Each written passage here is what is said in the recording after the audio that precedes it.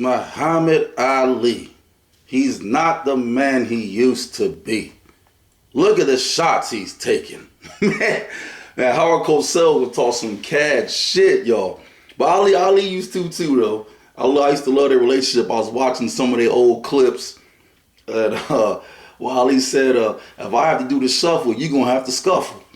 But yeah, that was just a classic team up, a classic combination of wit and trash talk and entertainment. There's a real good documentary that they did together on the top heavyweights of all time, Ali and Cosell. And I looked on YouTube recently and they took it off. I had dubbed two of the parts out. The six is a 6-part series. I dubbed I think 5 and 6 because I love the commentary so much. But it went all the way down from Ezzard Charles, Walcott, Marciano, Jack Johnson, and Cosell would give his take, and then Ali would give his take. Anywho, y'all, let's get into the point of this video. Y'all, reasons to fight. Now, there's an ancient adage that states, run before you fight, all right?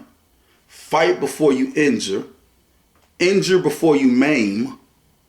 Maim before you kill. Okay? Now, I'm off work, thank goodness, and I got a little bit of time. I'm up here drinking some eggnog with some Kentucky gentlemen, because I'm a Southern gentleman. Love whiskey and bourbon.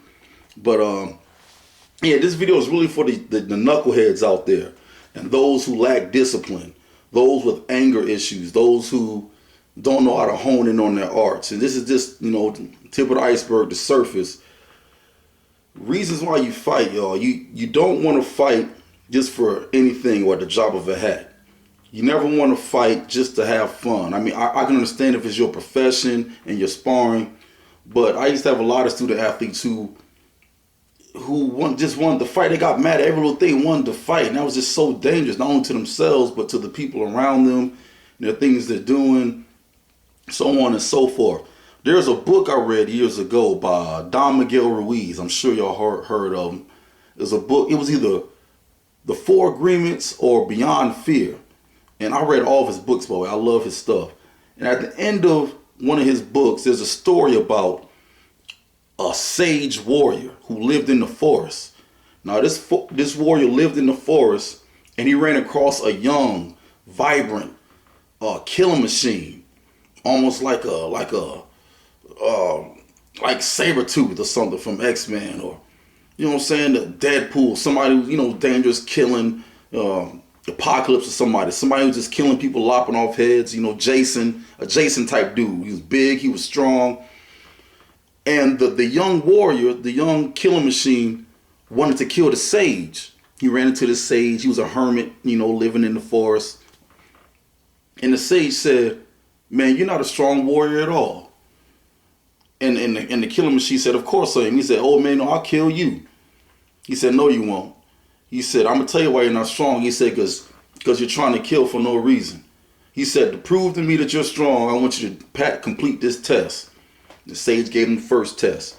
And the young warrior completed it, came back. He said, man, now I'm an even better warrior than you. The sage said, no, you're not. He said, you're not even a good warrior at all. If you think you're a good warrior, complete this test. And the story goes back and forth, back and forth. He keeps completing these tests. Once he finally completes all the tests, the young killing machine said, dang, I don't even want to kill anymore for no reason. I don't even want to fight anymore. And then the sage said, okay, now you're a true warrior. Now you're the greatest warrior. And he said, as a matter of fact, I'm about to go somewhere and die. Now you got to take my position. You're going to be the sage warrior with all this skill. He actually made him go deep within himself and do certain austerities and get his mind and spiritual up. But the sage said, all right, now I'm about to go somewhere and die. Now you about to be the sage warrior of this forest. And now you're the strongest warrior. And I used to love that story, man. I used to read it over and over again. This is one of Don Miguel Ruiz's books. It's the last story at the back of the book. All right? But reasons why you fight, y'all. Remember the adage or the maxim or the ancient fighting proverb. And I'm pretty sure that I read this either in a Muay Boran manual or a Muay Thai manual. Again, it's run before you fight. All right? Fight before you injure. Injure before you maim. and maim before you kill. Now, like the art of war, y'all, physical fighting is actually the lowest form of warfare. You know what? Let's not even get into that. We'll get into that another time. Y'all only fight if you must, okay? Now, besides it being your profession or sparring and things of that nature, playing around, only fight if you must to. You must have a clear and concise reason to fight.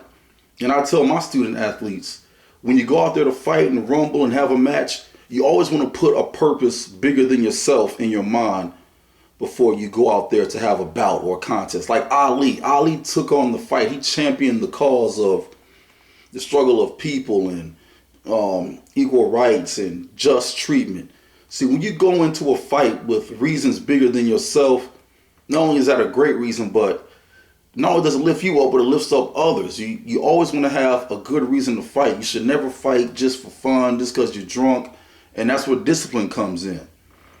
The reasons why you fight, y'all, is number one, has got to be something bigger than yourself. Something that's worth fighting for. Something you want to protect.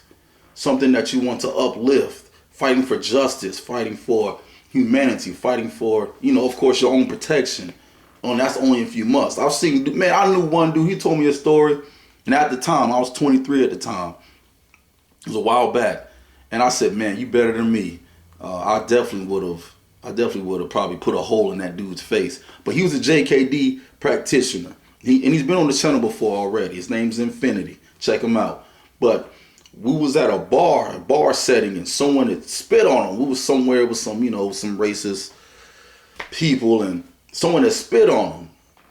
And he said, hey, coach, man, turned around, he's like, man, let's go. I said, whoa, hold on, man. We about to rectify it. We about to fix this right now. I'm going to go step to him. We're going to ask somebody who did that. Matter of fact, before he give me an answer, I'm going in his mouth. But he was like, nah, man, let's just leave. Y'all know y'all spitting on someone is like the ultimate disrespect. Hold on, let me take a sip of this Kentucky gentleman. But he walked away from it, and as years went on, he got better in his art. I got more discipline and better in my art and craft, and had did the right thing. Now, I'm hoping if the dude would have hit him, he would have hit back, which I think he would have, but he chose the higher road. He truly is, or truly was, but truly will be like the old sage in the forest. I mean, his spiritual art is great as well.